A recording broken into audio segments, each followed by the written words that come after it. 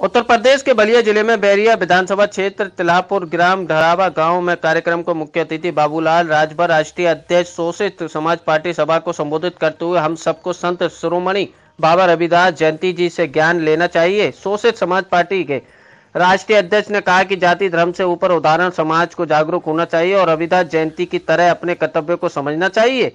साथ में शोषित समाज पार्टी के राष्ट्रीय अध्यक्ष ने कहा किसानों के लिए आज का जनरेशन देखते हुए हम अपने छोटे परिवारों से साथ मिलकर उन्होंने गांव के बीच उन्होंने कहा कि रविदास जी की जय के साथ देवानंद गोंडा भी मौजूद रहे। बलिया से विनय कुमार राठौर की रिपोर्ट। देखिए, गरीबों की न कोई जाति होती है, ना ही कोई धर्म होता है। जो गरीब होता है लोग उसका शोषण करते हैं और उससे ही हम शोषित करते हैं। तो यह हम किसी जाति धर्म से हट करके या जाति धर्म से ऊपर उठ करके जो गरीब होता है, जो जिनका शोषण होता है, उनके लिए हम काम करते हैं। उनके सुख दुख में उनके जो भी सरकार की योजनाएं होती है, सारी योजनाएं निःशुल्क जिस तरह से गाइडलाइन बना है सरकार का, उस हिसाब से उस तरीके से हम उन तक पहुंचाने का काम करते हैं। इस बारे में लोगों को जानकारी देते हैं कि कौन योजना कैसे चलती है, कहां से आती है, कैसे आप तक पहुंचेगी, इसकी क्या क्या रूप। शोषित समाज का सर राष्ट्रीय अध्यक्ष हैं आप, तो आप इस पार्टी की तरफ से आप जनता के लिए क्या करना चाहते हैं? मैं लोगों से यही आपके माध्यम से लोगों की तरफ ये संदेश देना चाहता हूँ कि जो भी आपकी जो भी सरकार की योजनाएं हैं, जो भी आपका हक अधिकार है उसको जानने का प्रयास करिए, उसको समझने का प्रयास करिए। जिस दिन आप समझ जाएंगे, जिस दिन उस योजना के बारे में सही जानकारी मिल जाएगी, निश्चित रूप से वह योजना निःशुल्क आसानी पूर्वक आप तक पहुंच जाएगी। किसी को किसी तरह की कोई दिक्कत नहीं होगी। किसी भी योजना के लिए नाजायज आपको 1 रुपया देने से बचेंगे, जिससे कि आपकी मोटी रकम पैकेट से निकल करके जाती है। सर, अगर जनता आपको राजनीति में मौका देती है आगे बढ़ने के लिए, तो और आगे आप जनता के लिए क्या क्या करना चाहेंगे? देखिए, हमारी बेस लड़ाई यही है कि जो गरीब तबके के लोग, गरीबों के नाम पर ही सारे लोग राजनीति करते हैं, लेकिन कामयाब होते हैं, लखनऊ दिल्ली के कुर्सी पर बैठते हैं तो गरीबों की तरफ देखना बंद कर देते हैं।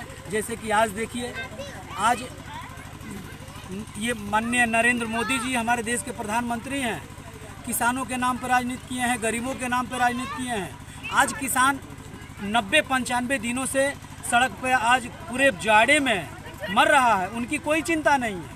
उनको उन किसानों से बात करने का मौका नहीं मिल रहा है। बाहर के विदेशों के लोग मर जाते हैं तो उन्हें सहानुभूति देने सबसे पहले आते हैं, और किसान हमारे कम से कम लगभग 100 की संख्या में शहीद हुए हैं इस जाड़े में। उन्हें एक श्रद्धांजलि भी देने का मौका नहीं है। तो हम इससे हट करके जो हम गरीबों के लिए बात करते हैं, गरीबों के लिए लड़ते हैं और गरीबों के लिए काम करते हैं। और सर, ये आपका ये जो हमेशा आप कार्यक्रम करा रहे हैं, कभी जैसे सांस्कृतिक कार्यक्रम या कभी सम्मेलन, इस कार्यक्रम से क्या लगता है आप राजनीति में अपने जगह बनाना चाहते हैं या पहचान बनाना चाहते हैं? देखिए, मैं हर कार्यक्रम के माध्यम से आज सारे लोग बात करते हैं कि आज समाज या भारत या देश या लोग पिछड़े हुए हैं शिक्षा की वजह से। हम उन्हें शिक्षा की तरफ अग्रसरित कर रहे हैं। हम उन्हें शिक्षा के प्रति जागरूकता करने के लिए शिक्षा से जुड़ी हुई हम कार्यक्रम करते हैं। हमारे कार्यक्रम में कोई नृतक या नर्तकी डांस नहीं करती है। हमारे कार्यक्रम में केवल शिक्षा की बात करते हैं, महापुरुषों की बात करते हैं, जिससे कि लोगों में एक शिक्षा के प्रति एक ज्वाला उठे, उनके प्रति एक अलग सी अनुभूति मिले, जिससे कि शिक्षा की तरफ अग्रसर हो। सर, अभी आप थोड़े पहले भाषण दे रहे थे, उसमें आप एक वर्ड बोले हैं कि रिश्वत देने वाले दोषी होते हैं तो लेने वाले नहीं होते। तो इस मैटर में आप क्या बोलना चाहेंगे? क्या रिश्वत देने वाले सच में दोषी होते हैं? तो उसको आप किस तरह से विस्तार करना चाहेंगे? हम किसी को देंगे नहीं तो लेगा कैसे?